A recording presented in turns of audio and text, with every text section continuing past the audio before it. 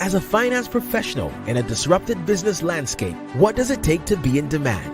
What does it take to attract great paying international roles? If you're an ICAN member, it'll just take one exam. That's all it takes to complete the globally recognized SEMA professional qualification and the internationally respected CGMA designation.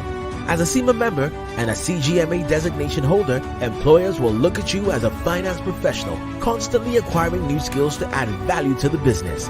That's why they'll be willing to pay premium to hire and retain you. If you have 5 years of relevant experience and are an ICAN member, you can directly sit for the final exam of the SEMA Professional Qualification, the Strategic Case Study Exam. Start studying the SEMA Professional Qualification. Prepare to make an impact.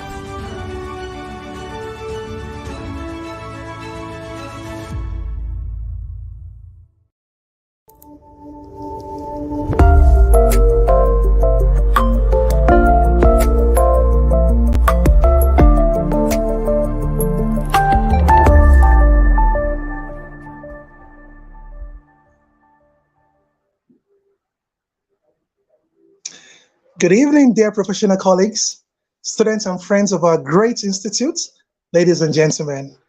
You're welcome to another episode of ICAN on Air today, Thursday, the 23rd of March, 2023, and the 7th episode in what I call the Marvelous March series, proudly brought to you by the Institute of Chartered Accountants of Nigeria. I am your host, Olamide Balogun, FCA. Our topic of discourse today is titled, Taking the Pills of Emotional Intelligence to be Mentally Healthy. Taking the Pills of Emotional Intelligence to be Mentally Healthy. And our guest is not a stranger to this show. Is no other person than Mr. Olushola Olumide. A brief profile of Mr. Olushola Olumide. Mr. Olushola Olumide is a certified behavioral control specialist, emotional intelligence expert, relationship and life coach, amongst others. As an astute speaker, author, trainer, and resource person, he has for many years been driving a revolution of a culture of positive change that inspires and empowers individuals, institutions, and organizations. Olushola is a mentor for Tony Elumelu Foundation Entrepreneurship Program, a member of Emotional Intelligence Training and Research Institutes, based in Texas, USA. He is the lead consultant of Longitude and Latitude International, based in Lagos, Nigeria. Brief and straight to the point, but I'm sure by the time we kick off the show, you'll be begging for more. Ladies and gentlemen, it is set to be another amazing session on today's episode. I'll go on a quick commercial break and come back with our guest for a robust discourse. As we usually remind you, this is a very good platform for you to bring your goods and services and place your advertisements to have a global reach. Please stay tuned. I'll be right back.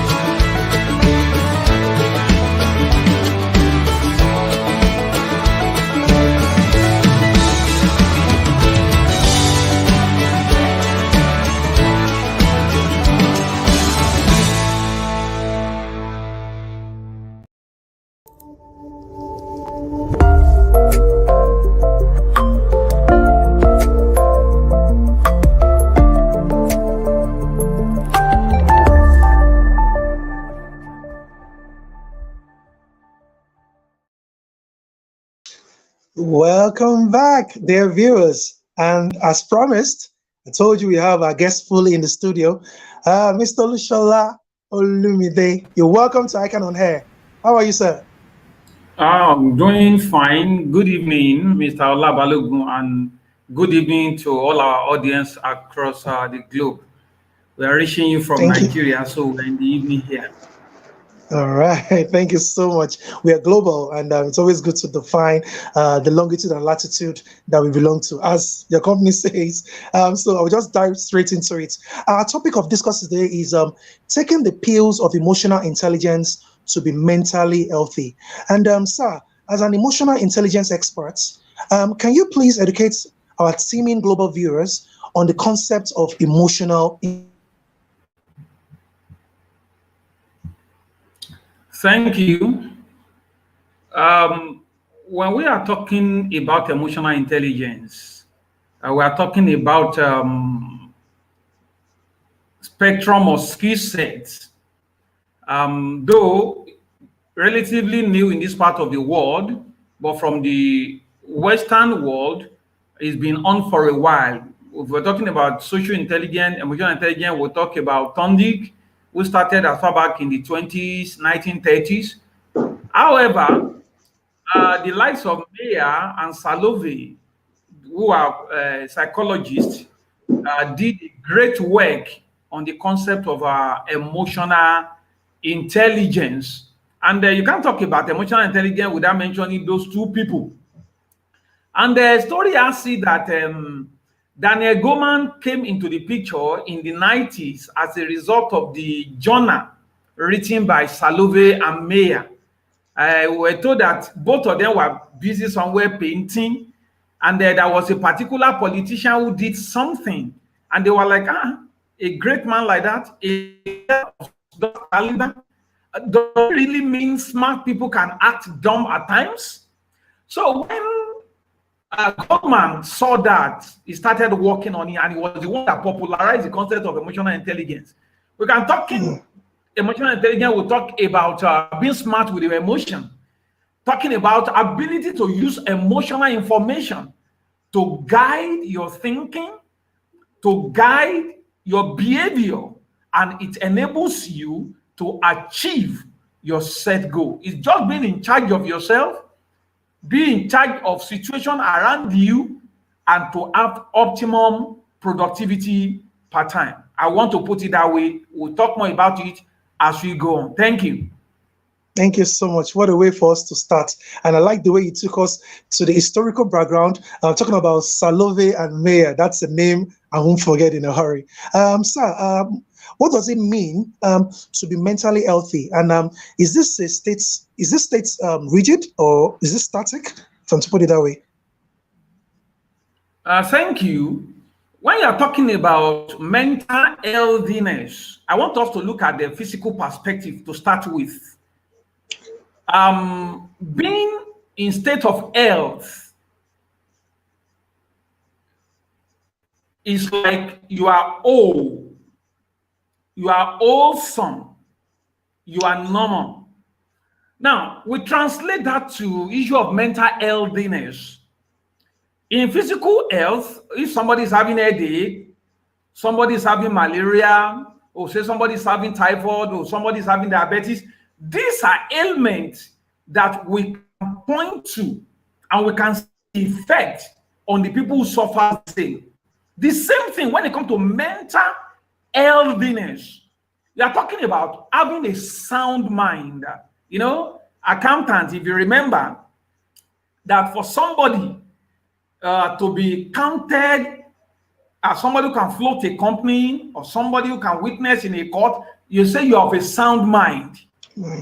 Being of a sound mind is talking about mental healthiness. And the mind, when you talk about the mind, you talk about your feeling and you talk about your thinking. We cannot dissociate the two, feeling and thinking. And you can't talk about the two and not talk about your brain. I also want us to realize that mental healthiness is not talking about somebody not having psychiatric issue. That is an extreme end. Somebody may not necessarily be an inpatient, but it's not mentally healthy. If it's of unsound mind, He cannot take a sound decision. That person is way down with vicissitudes of life, with different baggages that makes the person not to be at his best when it comes to the mind. And of course, our mind determines who we are, irrespective of our education. If our mind is not sound, our education may be useless at the end of the day. So mental healthiness is talking about mind soundness. Thank you. Oh, wow. What a way to put it. If the mind is not sound, the education might just be useless. So we need to pay attention to our mental well-being. And my global viewers, as I told you earlier, we are having on the show today Mr. Olushola Olumide, and our topic of discourse is taking the pills of emotional intelligence to be mentally healthy. Sir, moving on swiftly, Nigerians has been through a lot in recent time, and what does that suggest on the overall well-being of the citizens? Yes, sir. Thank you. I think this topic is very timely.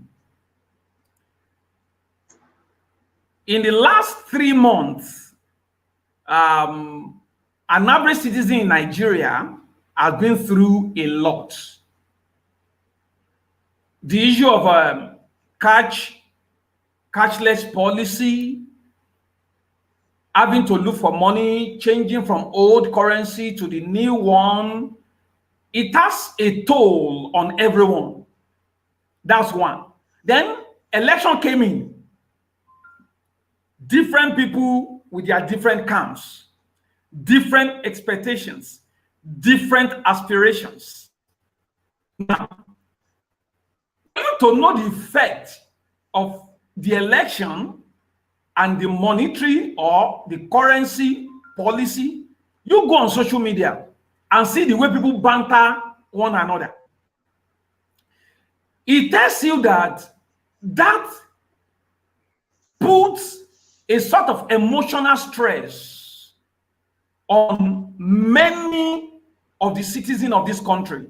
Some have been disappointed. Maybe the person they felt to win didn't win. Disappointment itself has its own problem. Some going out to vote, unable to vote, coming back, thinking it will go my way, didn't go my way. You see the level of anger and aggression. You can see relationships that have been built over the years became battered and strained within the last 90 days. People fought their neighbor, fought their colleague, just because you didn't agree on who to be this or who to be that, or you don't have the same political leaning. I tell you, it's like a time bomb, more than ever before. In every Nigerian have been through a stressful time in the last 90 days, which has strained the emotion. Put it this way. If you look at the word stress, it starts with letter what? S. S. Yeah. If you look at the word anxiety, it starts with letter A. Absolutely. If you look at the word depression, it starts with letter what? D. D. Majority of Nigerians have been through those three. And when you have SAD, the result is what? Sadness. Sad. Yeah. You cannot be sad and be mentally okay. To wrap that up, our mental health is not static, because different things happens to us at different times of our life. If you are mentally healthy today, if you suffer bereavement, if you lose your job, if for one reason or other you are waiting on somebody who is sick or down, if you have lost your business, if you invested and you lost it, or somebody dies around you, a relative, a neighbor, I tell you, it will make your mental healthiness and sound to come down from where it used to be. And there may be somebody in the last 1 year who have been sad, who have lost business, but has been able to recover. It was down before, now it's up. Somebody who was up before may be down. It's not static. And that is the more reason you must continually pay attention to your mental health. Show it, or when you discover that you are going down, the emotional strength is straining, you are growing lean emotionally, you need to fortify yourself. You need to eat balanced diet emotionally so that your emotion can come up and bring it up. But I tell you, it is not static. Yeah. It can go down, it can go up. It is your duty, it is my duty to be intentional, to gauge our emotional stature at every time, to know whether to add to it or stay at the higher level. It's not static, it keeps fluctuating. Depending on what you do about it, you can be down and you can be up. Thank you very much. Wow.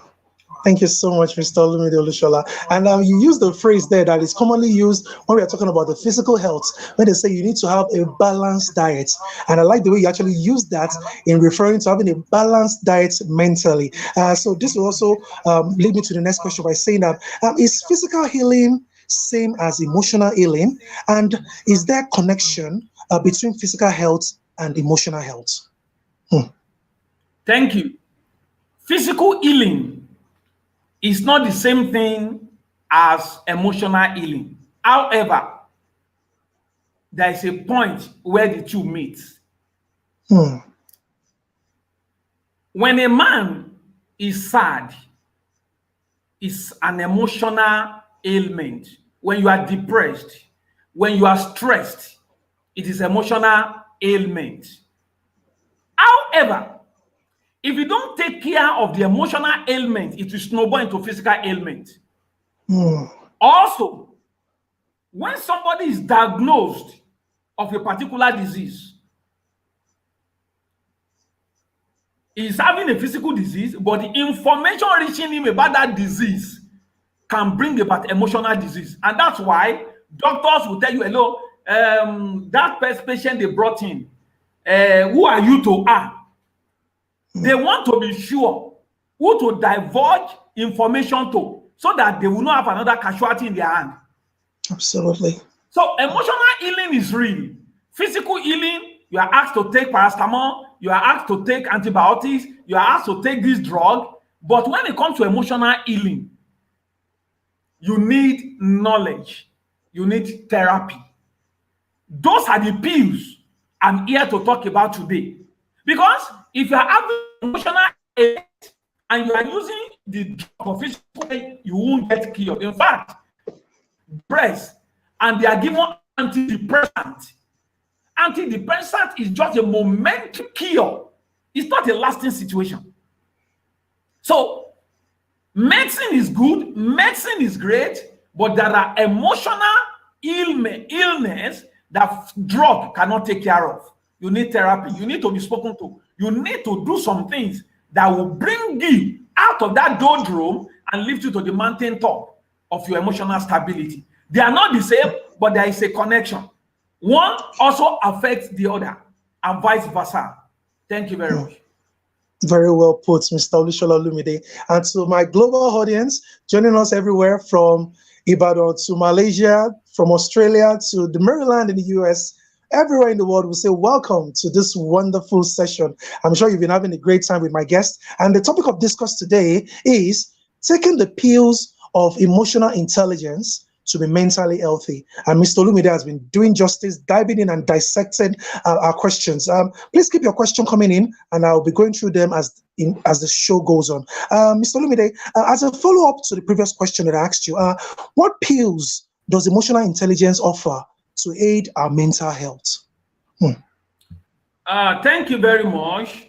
Emotional intelligence has a lot of pills that it offers. Like I said, depending on the ailment, emotional intelligence has its domain. We talk about self-awareness, know who you are, have what we call personality discovery. Let me tell you this. I attended to a client, executives, towards the end of last year. I just gave a complimentary card, and when you drew that, all I needed, I could see it in work. So we decided to, she decided to bring me on board for therapy. After all said and done, this one will tick it, that one will tick it, the other one will tick it. He said, but I have a particular issue, and that is fear. So in the course of profiling her, I discovered that that fear is being strengthened by the information she consumes. You know, that's what we call the fallacy of AC generalization. That is a logic. Yeah. And journalists appear to be the most culpable when it comes to that kind of fallacy. True. The headline will always be inviting you to come. For you to read the body of the story and you are wondering, which type of headline is this? I now have to tell her, it's not every headline you go for. It's not every video content you watch. If something is going to affect you, why watch it? It's like you have been told you have added weight and you continue to eat junks. Some of us, the information we ingest affects us.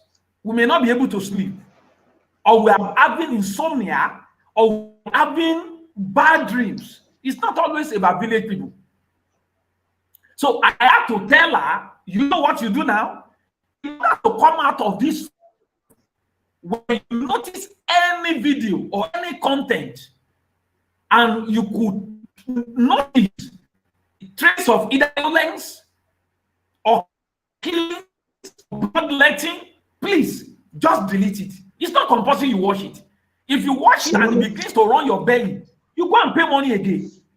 So what we consume goes along. So I was talking about self-awareness. Know yourself. Who are you?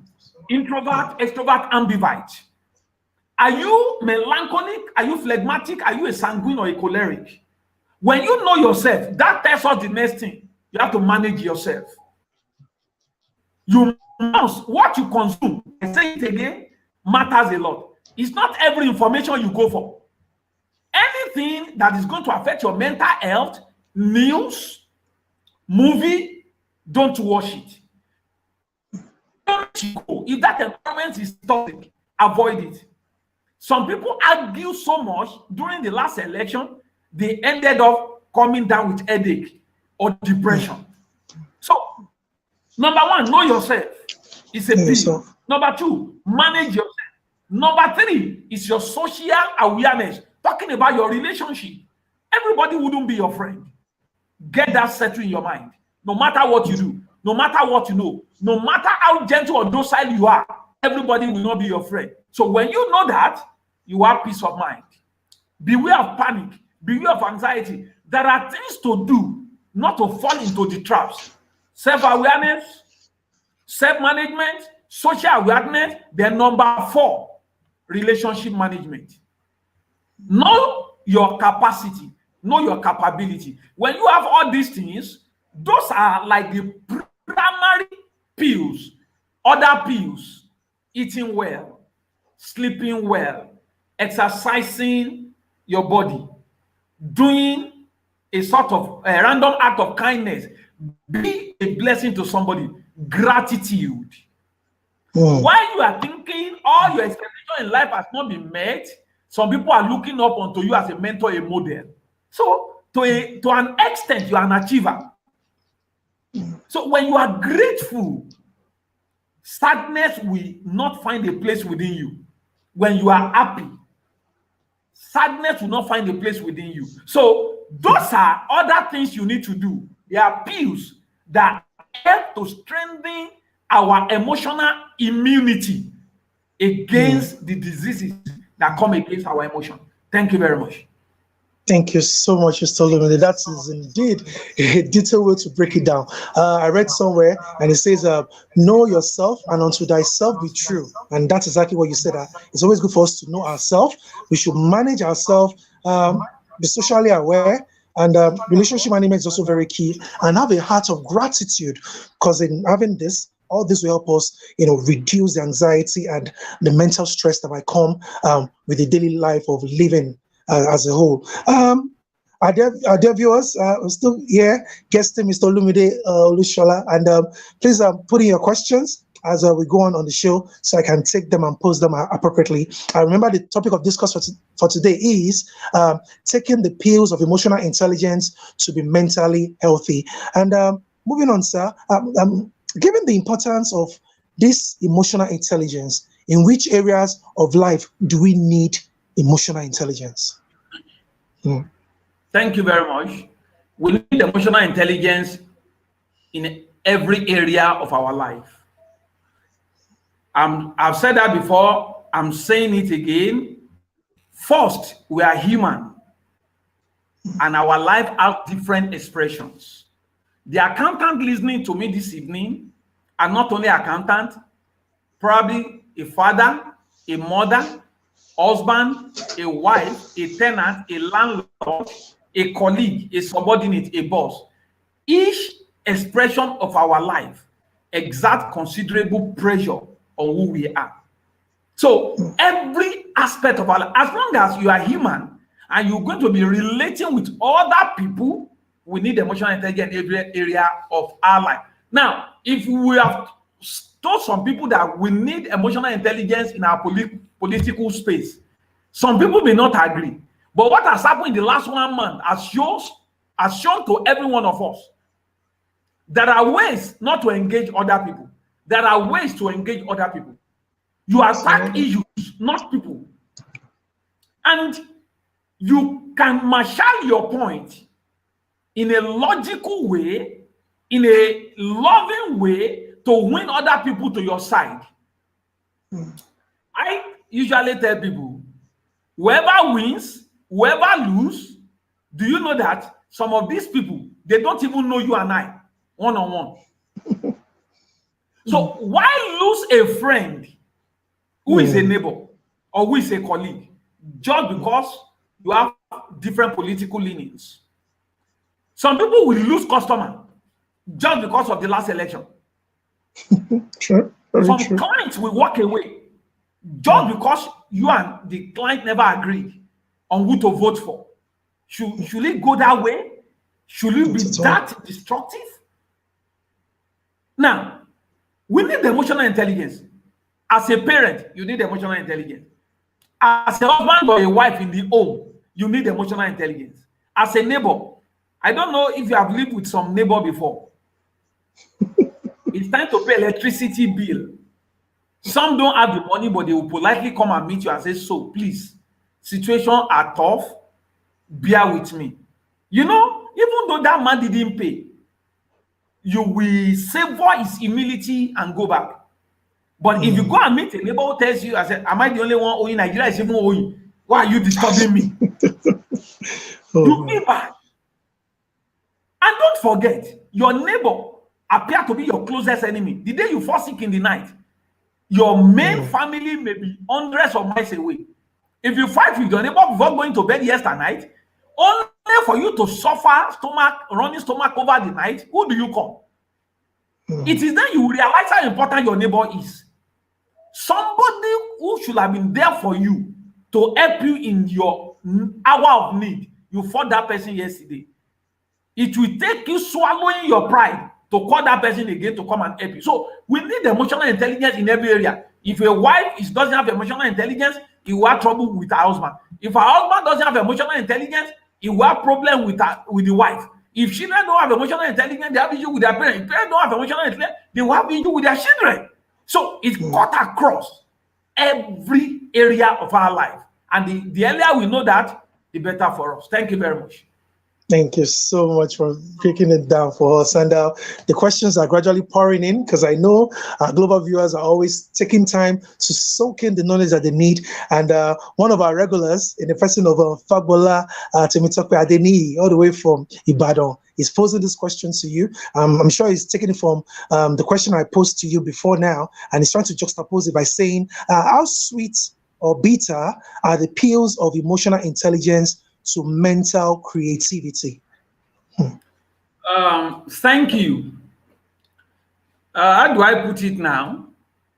If you are taking a capsule, when you put the capsule in your mouth, you don't know whether it is bitter or sweet.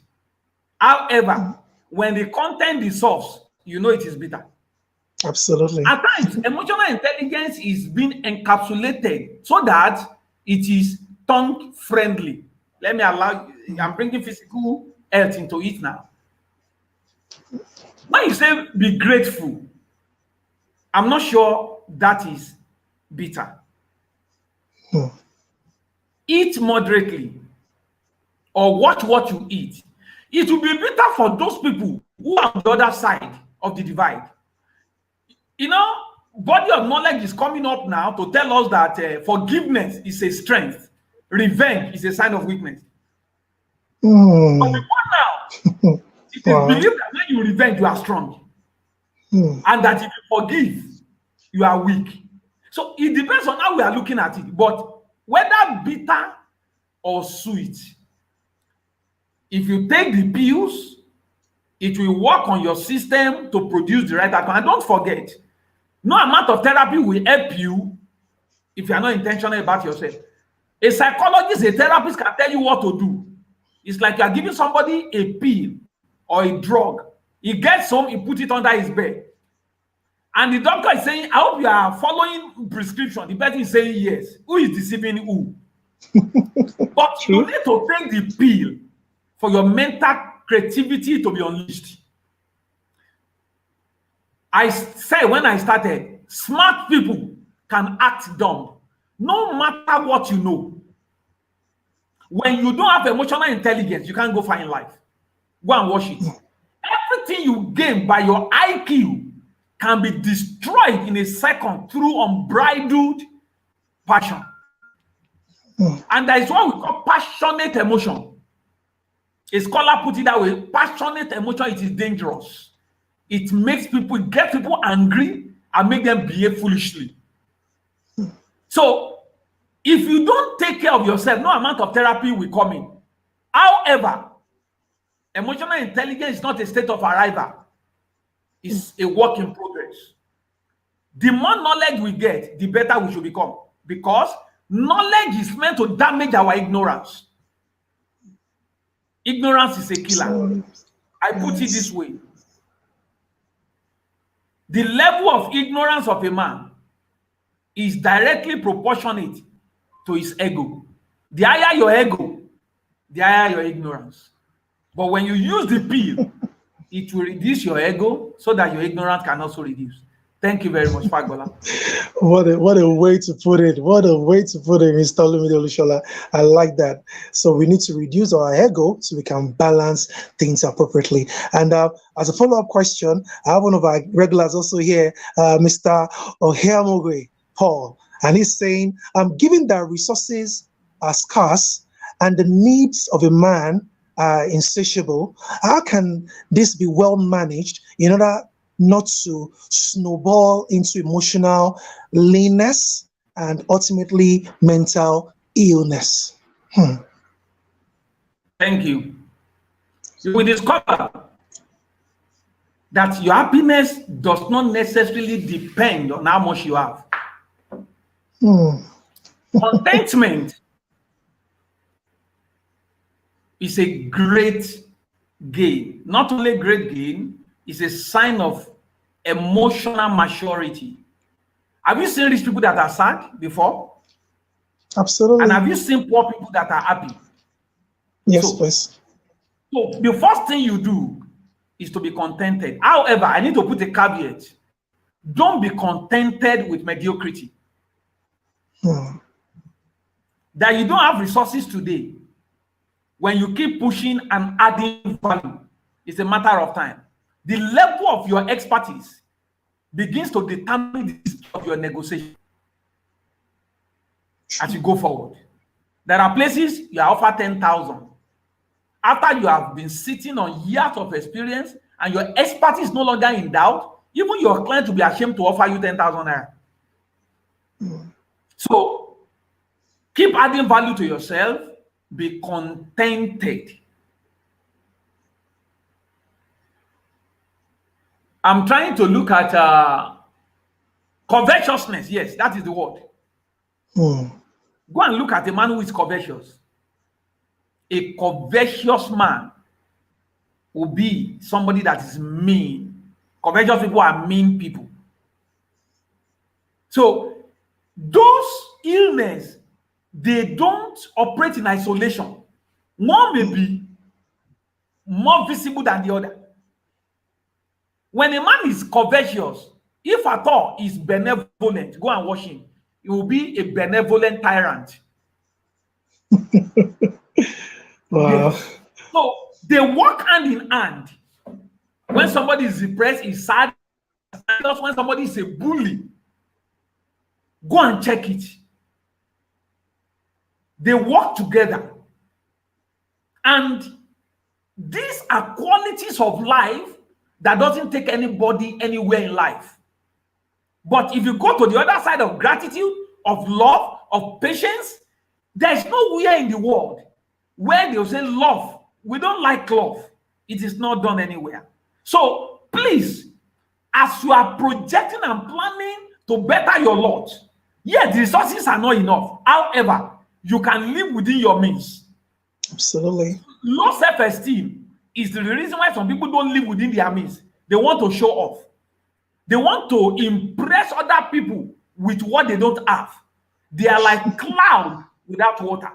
At the end of the day, they are writing letter to embarrassment. So those baggages, they work together. One begin to show after the other to ruin the man's life at the end of the day. But contentment, gratitude, love, appreciation, you will discover they also work together to make you enjoy your life where you are on your way to where you are meant to go. Thank you. Thank you so much. And before I come to Ernest Chukwaru's question, let me quickly ask this by saying that are there special skill sets or qualifications required to be seen as being emotionally intelligent? Thank you. That is almost like moving from the last question to this one. Absolutely. Yes. Self-management, contentment, decision-making, anger management. When you have high self-esteem, it will be seen when you are assertive. You are not a yes man. Every wind blows you here and there. Relationship management, ability to cohabit and flock together. You are a social being, and everybody around you, they are grateful having you around. That is beyond your technical competence.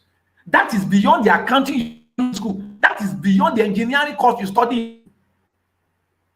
That social skill, it shows your emotional intelligence. When you are a leader, a visionary leader who knows where to go, it shows your emotional intelligence. When you are sound in decision making, when you are not stuck at a crossroad, if a leader does not know where he's meant to go, his followers are doomed. I hope you know. Absolutely. So, to be seen as emotional intelligent, you are able to work with emotional data, ability to understand the language of your emotion pattern. I am not happy. Then why am I not happy? What happened? Is there a thing I can do differently? Can there be light at the end of the tunnel? When you are self-talking to yourself and self-profiling yourself, you will discover that your eyes will be open to say, so it's not as serious as that. That's good. Though. You remember how many times you wrote your paper when you are writing ICAN exam? Why somebody wrote his own paper, failed and decided that never, I don't have anything to do with ICAN. Some of you persisted and persevered, and now you are qualified. The man who gave up, when they are calling chartered accountant, he cannot raise his hand because he chose to give up just because of a momentary setback. Wow. Thank you. Thank you so much, Mr. Olushola Olumide, as you've been taking us through this step by step in dissecting this topic of discourse titled Taking the Pills of Emotional Intelligence to be Mentally Healthy. And to pose a question from one of our regulars also, in the person of Ernest Chukwaru. He says, sir, in these times of uncertainties in Nigeria and the world at large, how can one manage his or her mental health in times of failed expectations in life, especially situations where one has vested interests? Thank you very much. There is this slogan I used to use, and I'm going to use it now. Number one is incidence. Number two is identity. I further explain them. If you failed an exam or you lose some money in an investment, that is an incidence. I failed. If you migrate from that incident to turn into identity, it becomes I am a failure. I failed is not the same thing as I'm a failure. I failed means I can do it again. Absolutely. There's opportunity to do it again and do it better. But when you conclude that I'm a failure, you are consigned yourself to the dustbin of history. So in uncertain times, you know what?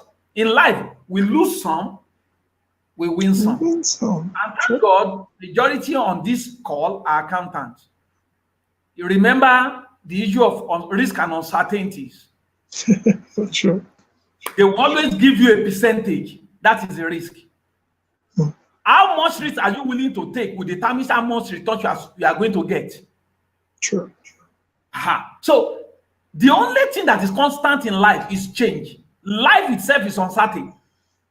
And I remember saying it at a conference. Every state you are is a decision. If you decide, it's a decision. If you choose not to decide, indecision is also a form of decision. Absolutely. Whichever way you look at it, there are intended and unintended consequences.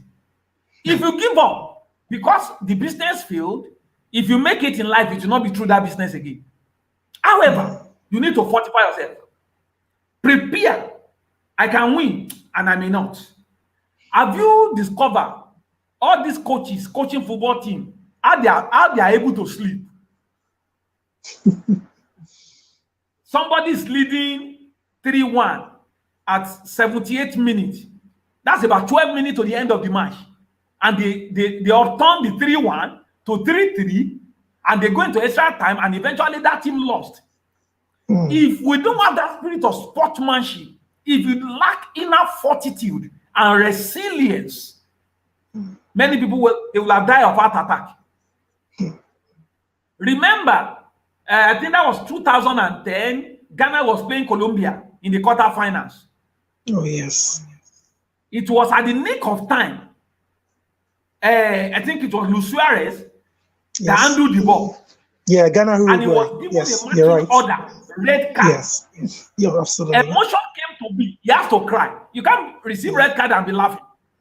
Yeah. As he was going out of the field, he was crying.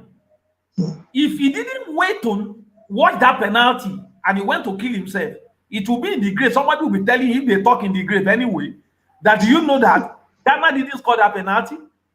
The same player who was crying few seconds ago, by the time that Ghanaian team lost that penalty, they started jubilating again. Please, don't condemn yourself to death. Wait to the end of the road. There's always light at the end of the tunnel. Somebody has gone through your path or worse situation than yourself, and they came out better. Whatever didn't kill you will make you stronger. However, whether you die, you are going to become stronger. It is your decision. Wow. This topic could have come at a better time, and we couldn't have gotten any other person to do justice than you, Mr. Olumide Olushola. You're actually taking it to the nitty-gritty and breaking it down for us to take in and be better human beings, better parents, better people in general. And moving swiftly to the question of Iyogun Mercy, saying that what do you do if you are depressed and have hypertension because of a stubborn child? If you are to dissect this one, another 1 hour, I'm still talking about that issue because I'm also into I'm also into youth development. It's my domain. Yeah. I'm happy your name is Mercy. Show mercy on yourself. Listen and listen very well. If you have hypertension, does that solve the problem? That's a question we need to ask ourselves. God forbid, if you die, that child will live. It is not the best of times when you are dealing with juvenile delinquency. But you need to be strong to also help your child. Has the worst happened? Not really. What have I done wrong that brought this child into this state? You need to do a cross-examination of yourself. Your approach might have been wrong. You know, I usually say, I have seen too many damaged adults. The way we were raised as adults, we have been hurt emotionally in most times, in most homes. Incidentally, we cannot raise this coming generation the way we were raised. Let me shock you. Absolutely not. Yes. Each succeeding generation appear to be more sophisticated. However, each succeeding generation lack the resilience of the previous generation. I say that again. Each succeeding generation appear to be more sophisticated, information age, technology, press button, and you get to the world. But guess what? Each succeeding generation lacks the resilience of the previous generation. What can I do better? How can I bond with this child? Was there a disconnection? Was my approach, my parenting approach, was it wrong? Am I respecting the boy or the girl? Have I been bullying the child? Is my parenting style old, archaic, and out? Wow. Can I draw closer to this child? Can I complain less about what that child is not doing right and celebrate more what that child is doing right? Have I been verbally attacking this child? Wow. Have I labeled this child as a never to do well or a failure in life? Have I publicly embarrassed this child? These are questions you need to answer, and then you have to change your approach. As Absolutely. you talk, relate better. Of course, you also involve God. I don't joke with the God factor. Pray, and let you see the child come around. I mean, typical example, maybe that was what brought me into youth development. My teenage years were practically wasted. If you knew me as a teenager, you will not pray to have my own kind of a child. A neighbor told me to my face, telling the son, I don't want to see you walk with Shola again. Not behind me, to my face. That's how battered I was as a teenager. But if somebody told you, I'm the same person, working on emotional intelligence, dealing with you, and I tell you, I have attended to hundreds of young people. I tell them it's my domain. I have seen unusual results when it comes to young people. So Absolutely. there is hope for you. Mercy, there is hope. Thank you so much, Mr. Olumide. Time is always one of our precious resources that we have limited of, and it's been an amazing 50 minutes with you. But in the next 5 to 8 minutes, I'll try and rush in some quick questions because I don't want to leave out any question from our global viewers who have taken out their precious time to join us. Before I come to Dr. Abel Asien, let me quickly ask you this question, sir. It is said that conflict is unavoidable in life, at the workplace, or the community. So how does emotional intelligence enhance our ability to cope with conflicts? Thank you very much. Two wrong, it is said, will never make a right. I've given you an example. I had an encounter in the public bus. Then one happened lately. I was talking to a prof. She needed to make a refund, and she's been cooperating and doing well. But this day, what I'm telling you happened this month. I called her. I said, I am so and so. He said, yes. Why are you calling me? I said about the phone. The next thing, she blotted out. Why are you disturbing me? Why are you this? Why are you that? All I was saying is that I am sorry. You know, you will never be quoted for what you never said. When two people are disagreeing, in the short run, somebody will be right, the other will be wrong. In the long run, both of them will be wrong. All I was saying is that I am sorry. To worsen the matter, she reported me to somebody. That one said, can you send the number? That one dialed the number and saw that I'm the one. So that person sent for me. I went there. Fortunately, my phone is in auto recording. So I brought out the recording. I gave it to the person I was reported to. That one looked at me and said, incidentally, this woman, she's a professor. She's a good person. Maybe she woke up on the wrong side of the bed. The That day, that matter was resolved. In a matter of about 2 hours after, that professor needed my help. I told her she should not worry. I will serve her. I'm coming to her office. By the time I attended to her request and met her in her office, her leg was dragging on the floor. She started begging me. It takes two to fight. In your home, there will be conflict. In your community, there will be conflict. In the office, there will be conflict. How you handle the conflict will determine whether you are going to get solution or not. I want to plead with you. Make more friends. Don't add enemy to the ones you already have. You have enough enemy. Don't. But if the person is fighting and you are not ready to fight, there will not be fight. But make sure your argument is issue-based. And your logic will not be faulted. And once you settle that intellectually, you need to put an icing through your emotional intelligence. They say, all the while they were talking, he wasn't shouting, he wasn't bullying, he wasn't aggressive. Anywhere they will report the matter, they will always vindicate you. And do you know what? When they discover that you're a man of peace, you are gentle, you are easygoing, you want peace, I tell you, you will disarm those people. All their weapons will fall off their hand. And at the end of the day, you are able to win them to your side. Absolutely. Thank you so much. And I quickly come to Triple A himself, Dr. Abel Hussein. And he would just like to know in brief that can self-contentment be seen as a solution to mental stress? Just in few words. Thank you, sir. Dr. Abel Hussein, thank you for coming on this call. The answer is big yes. Do you know many people who are worrying themselves to death over pleasing other people? Your child is going to a school and you are paying 100,000 per term, only for you to hear that your colleague, the son, is paying 500,000 and you went to withdraw your child. Not because they are not teaching that child very well here. You are writing letter to mental stress. You know, in this part of the world, does it surprise you that it is poor people who try to impress people? Rich people, they are just wearing a palm sandal and with one easygoing shirt and trousers, and they are going.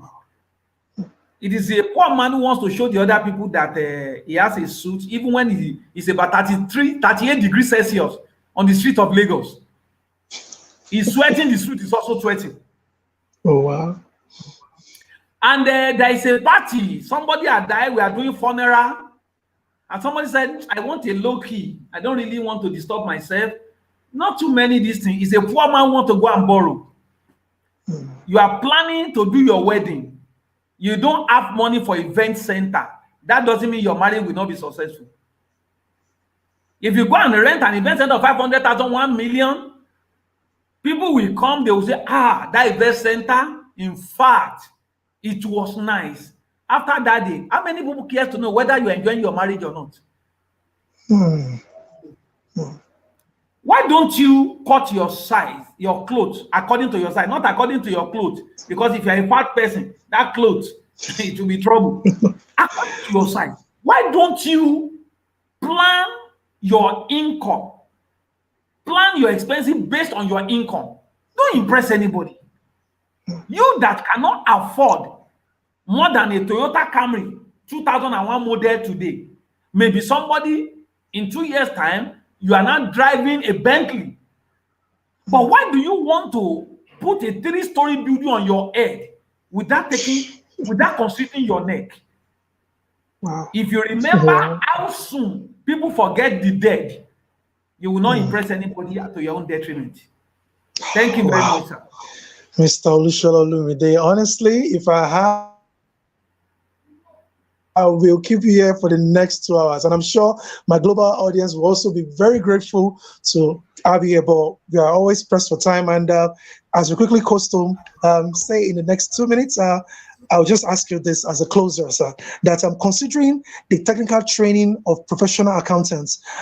Do they still need emotional intelligence? And in what ways can they get that I'll tie that question to you also talking about are there qualities in an employee that suggest he or she is emotionally intelligent? I'll tie those two questions up as we wrap up, sir. Thank you very much. Accountants needs this soft skill. Your accounting training only deals with your IQ. You need training in EQ, which is emotional quotient. How do you get it? Number one, you can take emotional training. Go for training. Your office can organize training on emotional intelligence. I facilitate for organizations. I train staff. Of course, it will translate to bottom line productivity. So, number two, nurture positive relationship. You need the support of other people. Number three, build resilience. Number five, number five, demonstrate flexible thinking. Number six, have what we call or exercise what we call self-belief. Those are the ways in order to have emotional intelligence. And of course, for an employee that has emotional intelligence, coupled with your technical competence, you not only deliver on the job, you also have a robust relationship with people around you. Synergy says 2 + 2 = 5. And when you are a good team player, you have team spirit. I can tell you that team will go far. Absolutely. Nobody is sabotaging the other. Nobody is backbiting the other. We work together. We take the fame together. We also take the success and glory together. It will be a unique team.